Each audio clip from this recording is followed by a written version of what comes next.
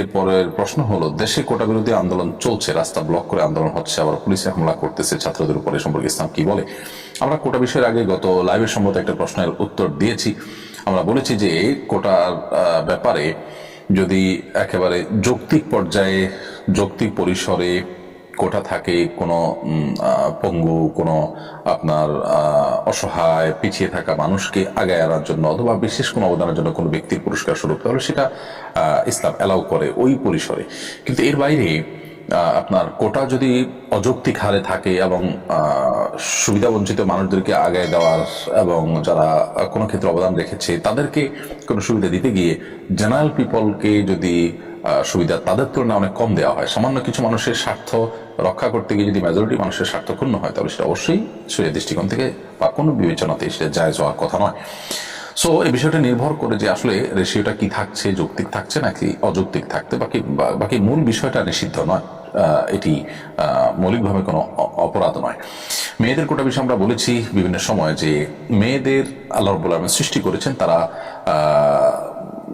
একটা সংসারের আভ্যন্তরীণ দিকগুলো দেখবেন। আল্লাহ তাদের শারীরিক কাঠামোটা তৈরি করেছেন সেভাবে।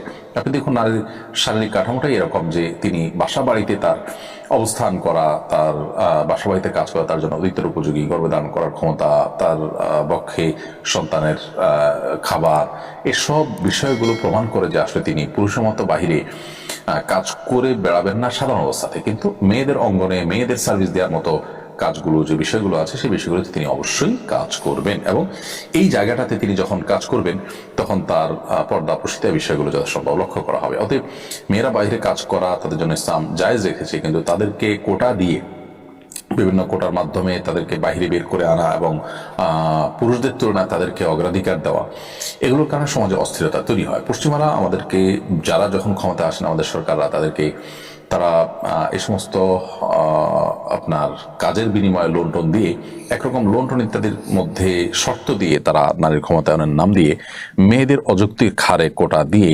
পুরুষদের কাজের পথগুলোকে তারা বন্ধ করে দিচ্ছেন। আমাদের মা বোনরা আমাদেরই আপনার পরিবারের অংশ, তারা আমাদের আপন, আমরা তাদের মধ্যে কোনো ডিভাইডেশন করতে চাই না, কিন্তু কুচক্রী মহল তারা মূলত এই কাজের মাধ্যমে আমাদের সমাজে যে সংকটটা তৈরি করছে সেটা হয়তো অনেকে আমরা ধরতে পারছি না। শত শত হাজারো যুবক বেকার থাকছে, আবার বহু মহিলারা কাজ করছেন। যেখানে মহিলাদের কাজ না করলেও চলে অথবা পুরুষরা তার চাইতে ভালো কাজ করতে পারবে না, সেখানে দেখা যাচ্ছে মেয়েদেরকে সেখানে কাজ করতে দেওয়া হচ্ছে।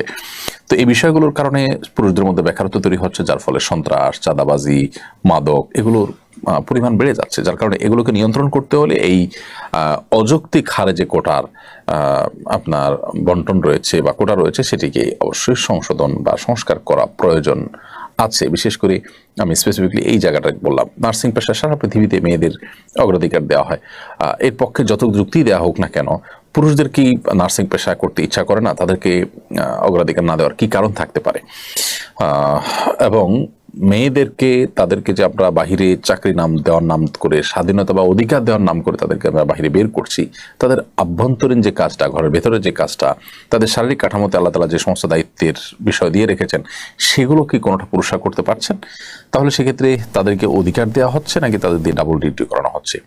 বিষয়টা অনেক আলোচনা সাপেক্ষ, যাই হোক সেটা ভিন্ন বিষয়। আমরা কোটার সম্পর্কে এতটুকু বললাম যে এটি মৌলিকভাবে ইসলাম দৃষ্টিকোণ নাজায়েজ না হলেও এটির যৌক্তিক পরিসর থাকা গুরুত্বপূর্ণ। অযৌক্তিক পরিসর থাকলে সেটি অবশ্যই গুনাহের